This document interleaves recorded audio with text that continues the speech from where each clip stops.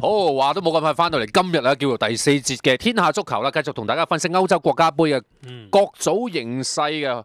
去 D 組啦，嗱 D 組4支球隊分別係有烏克蘭啦、瑞典啦、法國啦同埋英格蘭嘅。擂台等相信係呢一隊咧，就係烏克蘭，因為佢哋係主辦國啊嘛。最出名嘅其實係個領隊。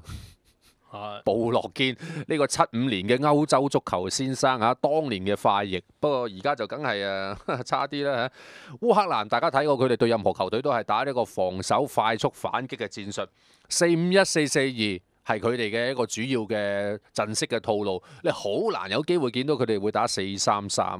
咁其實睇翻佢今屆選嗰啲人腳都係其實都沿用翻主要國內聯賽嘅球員啦，咁亦都。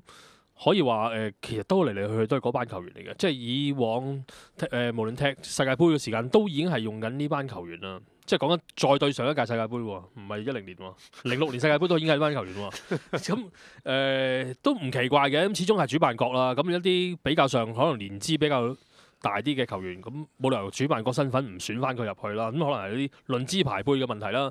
但係睇翻其實最近踢嗰啲熱身賽。又發覺佢哋功力其實唔係咁差嘅喎，即係和朗年啦、舒夫真哥都仲係做到嘢嘅喎，咁但係你話係咪可以喺呢啲組裏邊出到線呢？我就覺得都係相當之問嘅啦。其實近呢2屆嘅歐洲國家杯都會有個咁嘅情勢啊，就係話奧地利、瑞士主辦啦，加上今屆嘅波蘭、烏克蘭咧，都俾人個感覺其實係未夠份量嘅。咁主辦國出唔到線呢。以前就係一個笑話嚟嘅，而家就可能成為咗個潮流都未定啦。今屆其中一個順應潮流嘅，我相信烏克蘭都好有機會。因為始終同組裏邊亦都即係強手比較多啦。英格蘭同法國好多人都鬧英格蘭㗎啦，但係英格蘭你又唔能夠排除佢嘅機會啦。咁法國再加埋瑞典，亦都係一定嘅實力分子啦。咁烏克蘭第一場就係對瑞典先嘅。咁關鍵就係可唔可以？即係藉住主場可以搞掂瑞典。如果搞得掂瑞典咁，而法國同英格蘭是但一隊亦都唔係即係一定會有一隊失分啦，甚至乎和波啦。咁可能會攞咗頭一場就會有啲機會咯。如果你對住法國同英格蘭，你就唔好難期望佢哋可以有把握攞到3分咯。但係第一場對住瑞典就叫做開個頭，叫做即係已經易啲㗎啦，真係嚇。咁呢一組好難睇得好呢個主辦國烏克蘭嚇，但係另外一隊瑞典呢，隨時就可以有機會困走法國或者英格蘭是打一隊㗎，因為瑞典本身個班底二線啦，又唔係話太過雄厚，但係佢總會有啲即係都幾出色嘅球員啊！即係伊巴謙莫域，我哋唔好講啊嗱，效力阿爾克馬爾嘅呢個攻擊型嘅中場啦，呢個拉斯姆斯伊姆咧，亦都係一個上升緊嘅呢個位置嘅球員嚟嘅。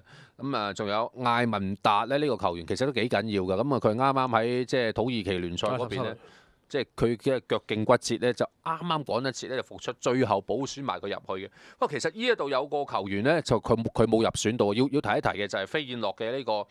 曼城借過去嘅呢個瑞典前鋒就係呢個約翰古達迪啊嚇，咁佢其實相當之好波，亦都入球率相當之驚人嘅。咁不過喺飛燕諾臨近季尾嘅時候咧，就染上咗種神經性嘅疾病啊，一啲怪病嚟嘅，一路都未醫好啊，所以無緣今屆歐洲國家杯，就令到伊巴謙莫域其實前線就合拍乏人嘅嚇。咁反而後邊咧喺佢身後邊嘅卡士堂嗰啲，我哋睇咗好多年啦。斯巴斯坦拿神啦，喺英超亦都成日入靚波啦，即係呢啲球員啦，講緊嘅唯一新星咧，值得拎出嚟講嘅，你居然係馬田奧神。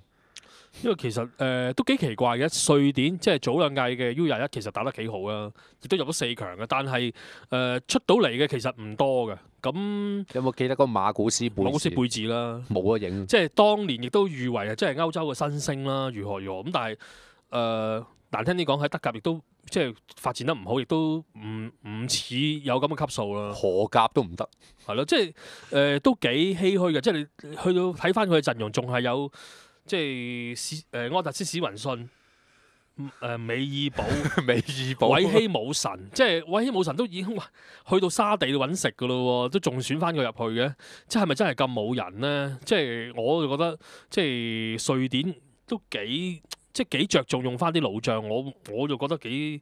但係當然啦，去到大賽即係好似頭先文傑所講，即係好似愛爾蘭呢啲特別打得好嘅，即係唔知個團體個精神特別打得好嘅。咁我會覺得又唔可以排除佢嘅機會，加上佢對住英格蘭係領先打高一線嘅。咁咁啱佢又同翻英格蘭一組，我期待可能佢會搞到英格蘭嘅啫。我覺得而家呢隊瑞典我自己都摸不着頭腦，即係我想象中佢嘅踢法同喺 A.C. 嘅踢法差唔多，因為前邊鬼叫你擺咗個伊巴謙莫域嘅咩？你一定要交俾佢做晒所有嘢㗎啦。咁啊，其他球員係點樣配合佢，圍繞住佢建立嘅一套戰術咧，就係呢個領隊啦，呢個。即係冇乜中文譯名嘅呢個，我唔知點譯啊。Eric Cameron 啊嚇，咁呢個領隊咁啊睇睇佢點樣執啦。咁啊主要套路陣式都係離唔開4-3-3或者係4-2-3-1啊呢啲咁嘅踢法咁。好難講啊！瑞典真係我下唔到任何嘅評語。OK，咁啊去到呢，哇兩支擂台等嘅球隊啦，包括學神嗰隊英格蘭，真係俾人孖叉到暈啦！講咁耐，即係啲人選嗰度已經係好有問題啦。佢再加埋有啲傷兵嘅退出啦，巴里退出咗就補上咗積基卡啦。最新消息，林柏特都可能唔得啦，大腿根都掹掹地，咁佢唔得一件事咧，補上嗰個係佐敦軒達臣，就係另外一件事喎。都幾奇怪啦，佐敦軒達臣咁當然佐敦軒達臣係 U21嘅隊長啦，但係補選佢我都覺得幾拗頭嘅，即係我身為利物浦球迷我都覺得即係都咁選咁多利物浦球員落去做乜咧？但係我覺得你講呢個 point 幾好玩㗎喎。其實唔係話唔得，即係佐敦軒達臣佢類型亦都唔係話即係我覺得暫時未定到型嘅呢個球員。咁佢冇錯，佢奔跑能力好強嘅。舊年成隊利物浦跑得最遠就係佢嘅，即係跑得最多里數就係佢噶啦。咁以一個唔係場場踢足90分鐘嘅球員嚟講，佢算即係落力咯。我可以只可以咁講。即係好似阿仙奴嘅艾朗南斯都係跑得最多嘅。係咯，咁但係作用亦都唔係話十分之大，即係佢防守亦都唔係話特別出色，進攻亦都唔見到有咩特別板斧。咁我覺得喺國家隊嘅層次，我覺得選佢入去學下嘢先啦。即係如果你話中場線，柏加。林柏林柏特冇啦，柏加、謝拉特，咁我覺得呢啲已經係冇得喐噶啦。問題就係話亦都解決咗一個問題，就唔需要出謝拉特同林柏特一齊出咯。咁啊，呢個係一個好事嚟嘅。係真係一即係唔使煩咯，真係一件好事啦嚇。咁啊人選嗰度其實英格蘭而家話到俾你睇，即係呢班人你覺得係削削地啊嚇，但係仲有更加好嘅選擇咩？咁有嘅，其實如果你話譬如唐寧咁，我都話點解選唐寧咁？就算差極都仲有啲亞當莊順啊、亞朗連龍啊，呢啲可以揀下。即係呢啲都唔揀咁，我又覺得真係幾奇怪嘅。嗱，我睇嗰個理論喎 B19，關於唐寧嘅喎。係點咧？就話佢其實佢係一個更衣室，一個唔係更衣室啊，更衣室裏邊呢，一個非常之出色嘅人才，即係咁講嘅意思，明唔明白？大家？即係佢係一個能夠令到成隊波嘅氣氛非常之良好嘅一個人，呢個係學神自己嘅解釋。OK，你接唔接受啊？我唔接受咯，真係。即係嗱，咁同喺場上面有乜關係呢？佢喺國家隊，我相信佢唔係大佬啦。即係咁，你更衣室點樣可以鼓動啲隊友呢？咁呢個係或者可以成為一個被大佬一個，即係大佬係上把，佢可以甘願當大佬嘅下把嘅一個球員。我覺得無論喺球技上或者地位上，佢都喺國家隊，我都唔可以話一定站穩到咯。咁當然學神會用佢，我都相信可能會正選添。我估佢會，但係都係因為英格蘭唔夠人啫。但係其實唔係話真係冇人，即係英格蘭其實有好多可以選人，但係佢冇選到啦。即係譬如我之前都討論過，譬如史杜力治嗰啲可以選啦。史摩寧啊，呢啲都可以用得到啊。史摩寧就傷啦，就趕唔到。咁但係譬如米卡里察士都係即係呢個係一個即係都幾啱頭，因為米卡里察士有樣好處係佢比較可塑性高啲，即係佢唔一定打閘噶嘛。咁埋中間亦都得，亦都試過揾佢打過防中嘅。咁其實呢啲多用途嘅球員亦都唔選入去。我會覺得幾奇怪嘅。易上頭咯，我覺得米卡里薩士雖在有幾場波嘅表現易上頭，即係俾人個感覺印象唔太過好啦。我特別關注佢哋中場線個結構啦。其實你話中場中路柏加、林柏特，我當佢仲得啊嚇。謝拉特冇啦，又冇啦。即係如果中間特別係柏加有乜頭暈身慶嘅話呢，我可以大膽講英格蘭你撲街啦，今次真係。其實都有其他人可以選，佢亦都冇選啦。咁可能佢會用翻即基卡打翻中場都唔出奇嘅。哇！佢都喺愛華頓都傷下出下，真係唔好咯。即係同埋佢打防中，我咁都要數翻到佢喺石飛聯嘅時代啦。即係我都諗唔到佢幾耐冇打過防中，即係都幾奇怪嘅。今年佢選啲人，即係有啲位佢都幾多人嘅，但係防中位真係冇人嘅。其實英格蘭咁啊，詹士米拿嘅選佢咧，我覺得又係好似 B19頭先話齋嘅一樣嘢，就係個多功能性啦。佢右閘又打得，右翼又打得。咁啊，呢詹士米拿會左路又打得啊。雖然唔太過好，咁啊，詹士米拿會係一個，我覺得詹士米拿就啱嘅。咁菲爾宗斯喺曼聯亦都好出色嘅表現，亦都啱嘅。咁啊，你話其他後防嚟講，真係仲有更加好嘅選擇咩？除咗米卡利察斯。基爾獲加都可以選啦，即係你個費迪南嗰啲，我當即係 fail 咗啦。呢啲同埋獲加都可以選㗎，其實亦都係喺 U 隊亦都有表現嘅。其實我覺得值得提升啦，呢啲球員。真係學神究竟係揀邊一套？甚至乎你話防中冇洛迪維爾都可以選啦，即係呢啲都係喺愛華頓踢得幾好㗎。咁點解又唔用呢啲呢？魯迪維爾，我覺得佢冇乜國家隊命㗎，即係大國腳啊。係始終效力世會都係會爭啲咯。咁但係最奇怪就係前鋒線，其實無論人腳又或者係個本身嗰個球員嗰個性質都係唔夠嘅。即係你朗尼明知道佢頭兩場唔踢得㗎啦，都一定要選佢入去啦。咁我都覺得無可厚非嘅。即係你搏佢可以出到線啦。咁基本上，因為如果唔係你打拉士嗰場，其實對烏克蘭係意義都不大㗎啦。即係萬一係出唔到線，而你又唔揾佢上陣嘅話，有機會嘅情況底下，仲俾人即係嗰個壓力仲大。即係基本上已經係少咗一個前鋒啦，我會覺得。韋碧克都傷啊。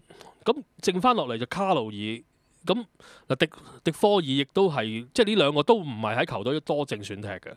咁卡路爾可能季尾係會比較上多啲機會啦，但係其實睇咗成季我會覺得呢個球員都幾需要及隊友配合嘅。咁喺國家隊裏邊，我就覺得真係佢未必會真係咁多人可以幫得到佢。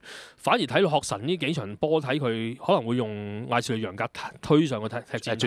絕對係。咁呢個我覺得係都可以考慮嘅選擇咯。但係真係睇到今年英格蘭往年年年都話大熱門啦，但係年年都冇成績啦。今年我反而覺得真係，就算連熱門我都覺得真係問啲咯。我哋其中一個主持阿 Gary 都講過咧，就係話英格蘭而家呢一班嘅人腳屬於二線嘅啫，咁啊揾翻個咧，即係執開二線球隊會比較出色啲嘅一個領隊教頭學神呢，可能會喺個氣質上面會符合得到嘅。咁但係始終都係維係於呢，有某幾個關鍵嘅位置，你真係唔可以冇咗佢哋嘅。柏加啦，門將嘅祖克特啦，你試下冇咗佢會幾大件事嘅。嗱，今時今日嘅謝拉特我兩睇啫，我自己個人嘅睇法。咁啊，朗尼如果在陣，朗尼都不可或缺嘅。咁但係佢結果佢都係要冇份啦。艾殊利楊格好緊要啦。我一直好想睇下艾殊利楊格1800萬磅嘅身價嚇。究竟佢去到真係一個頂級嘅場面，佢究竟個水平發揮有幾多呢？呢個係我自己都幾有興趣了解知道嘅。咁另外就係加利卡希爾啦，呢個係上半季喺保頓打到成劈屎咁，結果轉咗會個車路士，又有美運行啦嚇，非常之好啦咁樣。咁後防嗰方面似乎仍然係，如果出齊腳嘅話呢，都叫做係可以信賴嘅一環啦。祖克特、泰利、A 高。你無論係搭加利卡希爾又好，列史葛又好，咁啊你右後防不過加利卡希爾我睇佢打歐洲國家杯外圍賽嘅時候，佢啲企位真係好有問題，同泰利唔夾嘅。不過嗰陣時加利卡希爾又未轉會過車路士，咁希望而家即係夾咗半季嘅話會好啲啦。右後防我諗都係格連莊信嘅，即係呢個後防線即係暫時最好都係咁樣執，冇太大意義咯。中場啦，如果艾殊利楊格拱埋喺前邊，我當佢係4-2-2或者一個4-4-1-1咁嘅踢法，兩邊似乎會騰空咗出嚟啦。兩邊位係邊兩個呢？即係唐寧好有機會正選咯，唐寧好有機會正選喎。唐寧同詹士米拿佢會用先咯，我會覺得佢即係學神都係比較上保守啲咯，即係排陣又好，又或者佢用人都會比較保守啲。咁我會覺得唐寧亦都佢會信賴咯，我會覺得佢即係亦都睇一啲熱身賽，亦都會主力係用呢啲球員。所以唐寧逼住你要睇嗱，話俾大家聽。即係最慘英格蘭其實而家個陣容就係。你真係覺得點解會選呢啲人？但係你唔選佢就好似冇人喎。咪就係講。我哋都彈緊，即係加利卡爾。就講緊呢樣嘢咯。唔要加利卡爾要咩？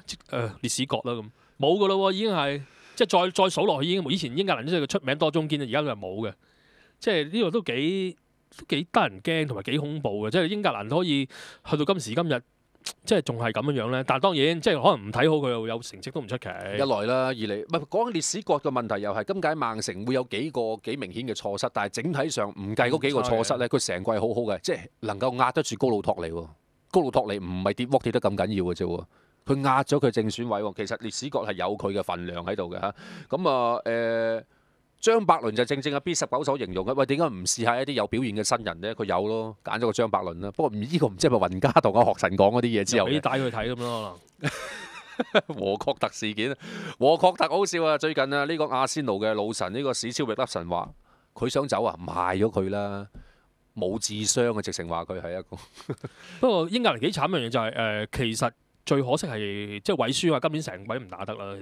其實我覺得佢係少數喺英格蘭陣中裏面即係用波能力比較強啲嘅球員嚟嘅。但係一個佢啦，另一個就係都係滑落咗嘅卡域克啦。咁亦都係即係導致到英格蘭國家隊係即係比較上可以變嘅嘢其實唔多咯。韋舒亞我其實好期望佢拍住柏加㗎，咁啊可惜啲咯。可惜啲啊。OK，咁啊英格蘭國家隊我撐喎。如果佢打翻呢啲咁悶嘅足球呢，有前途喎呢隊波。嗱，我估佢四強添。四強。OK， 好，咁啊法國隊咧要講埋法國隊啦，呢一組啦嚇，法國隊攻擊球員呢，即係大家睇啲熱身賽都知道，佢攻擊嗰個變化幾多嘅呢隊波，好似回復翻一啲水準。但係個後防就相當之有問題，包括呢個艾夫拿啦，呢個曼聯嘅左閘啦，明明對冰島兩球失誤都關佢事嘅，咁佢唔認啦，佢話失波係全隊嘅責任啦。虧佢講得出口呢啲對白啊嚇 ，OK， 咁啊我就撐咧法國隊咧用翻基力治打正選左閘啦，唔該，真係其實我中意法國啊嘛，我想佢穩陣啲。咁迪保治咧對冰島嗰場波嘅友誼賽亦都有入球啦嚇，即係呢個球員我覺得佢係一個法國嘅呢個丹尼爾艾維斯嚟嘅。呢個好嘢，佢助攻相當之徹底，即係如果啲強隊咧想增強自己嗰個班底咧，呢個迪保治我諗下屆都離開里爾嘅機會都好高啦。不過中路麥薩斯、卡保爾嗰啲啊，真係唔該，真係。卡保爾就最後關頭選咗落選，唔係拉美嗰啲，即係打國家隊似。但係拉美我相信佢會係正選咯，即係嗱，其實中堅嚟講其實離不開就係拉美、麥薩斯、高斯爾尼。即係呢三個嘅啫。拉美咧就比較上係即係制空能力強啲，但係就即係比較粗啲嘅，即係比較死去嘅呢個中堅就係失位啊比較多啲，轉身亦都比較慢。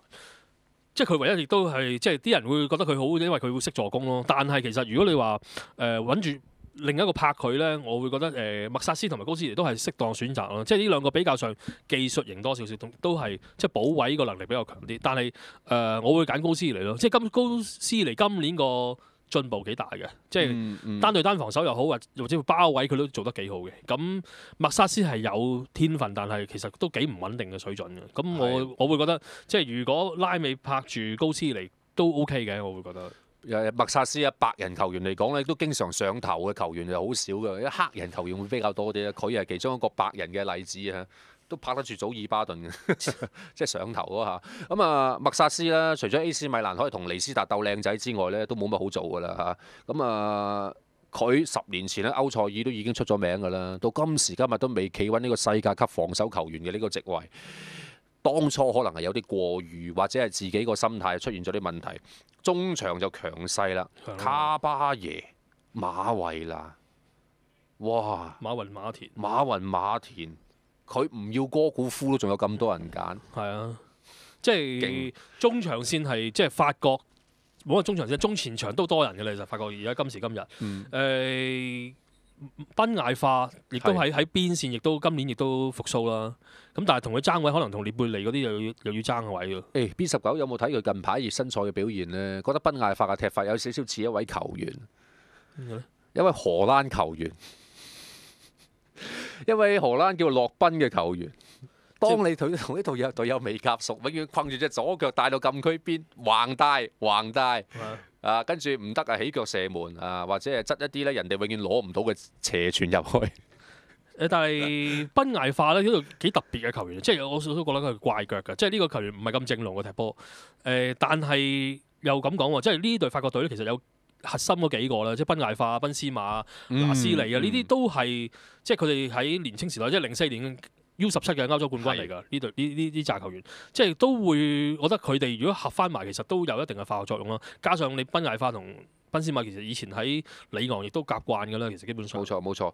咁啊，另外咧一提啦，巴黎聖日耳門嘅文尼斯啦嚇，佢即係佢傳出嚟嘅地波比較多啦。咁佢左路啊、右路啊，咁佢都憑住佢嘅技術同埋速度咧，都可以爆過對方啊。OK， 如果你話當有啲咩急需要嘅時候，要換啲高中鋒入去啦，譬如話基奧特啦，呢個今屆嘅法甲嘅神射手啦，咁你可以放翻馬路達呢啲咧，善於斬兩邊出波嘅球員。所以其實法國隊個進攻套路真係非常之咁豐富。列貝利翻到法國咧，零舍表現好㗎嚇。咁啊，賓斯馬今屆速翻順，哇！法國隊個中前場再加埋拿斯利嘅派牌，馬雲馬田做嘅後備派牌，中場嗰兩個你過唔過到馬維拿？你過到馬維拿，你過唔到卡巴耶，仲有個馬杜迪，哇！仲有個亞奴迪亞拉，真係。中前場咧喺位置上嘅配搭咧，即係你打機都好啦，你執嘅話都係咁樣執噶啦，即係睇下呢班人嘅做法啫。即係前面仲未數到有啲咩拉米啊、華寶拿呢啲。華寶拿都有入選，咯嚇，即係呢啲都仲要係我諗後備坐後備嘅啫，都係後備中嘅後備啦，呢啲就嚇。咁即係都其實法國隊幾令人衝嘅，即係除咗頭先我哋所講後防可能人腳都係削少少之外，但係如果你話排出嚟嗰11個人其實都唔差咯。龍門其實我有啲斟酌嘅，洛里斯其實我唔係咁中意嘅。馬賽嘅文丹達其實舊年都已經踢得好好嘅啦，即係喺法甲裏面其實失波都比較少嘅，但係。大師係中意用佢，即係中意用洛里斯咯。黑人門將你好難信賴喎。但係即係如果歐洲嘅角度係啊，但係論反應嗰樣，其實即係文丹達我就真係我幾中意呢個球員㗎。係嘛？咁啊唔會一拍兩散整個卡拉素嘅，卡拉素永遠都係後備嚟㗎啦。咁啊法國隊咧有啲好出色嘅人才嘅，即係其實咧即係連佢哋嘅前領隊杜明尼士都好串咁話佢呢一組英格蘭毫無質素嘅，都唔係我哋對手。佢而家梗係咁講啦。但係慘就法國喺08年同10年即係歐洲國家杯同世界盃都係小組出局嘅。咁今年我覺得就應該問題唔大啦。問題就係話第一場英格蘭就要對住法國，咁呢場波就好決定性咯。頭先你話英格蘭可以4強啊嘛，咁呢一組裏邊次名又要對住西班牙嗰邊嘅首名，即係好有機會係西班牙啦。即係我咁樣預期。OK，咁啊，我諗咧法國同埋英格蘭啦，咁啊，因為英格蘭即係用呢啲打法真係。如果佢學04年嘅希臘，喂，英格蘭真係有運到嘅喎，可能個個唔睇好佢，可能真係得喎呢次。係啊，咁啊，但係法國有傳統，大家有好多你哋啲外將球員喺度啊。我覺得法國有機會攞冠軍添㗎，我自己睇。OK，咁啊，法國同英格蘭啦，呢組就正路翻少少。OK，大家係咪覺得我哋仲有一組未講就係 B 組啊？因為咧，即係冇可能一集分析晒4組咁多。B 組咧擺落去下個禮拜2嚟。好啊。下個禮拜2嘅天下足球啊，有本地波，亦都會同大家分析埋呢個歐洲國家杯嘅 B 組賽事嘅。禮拜2見，拜拜。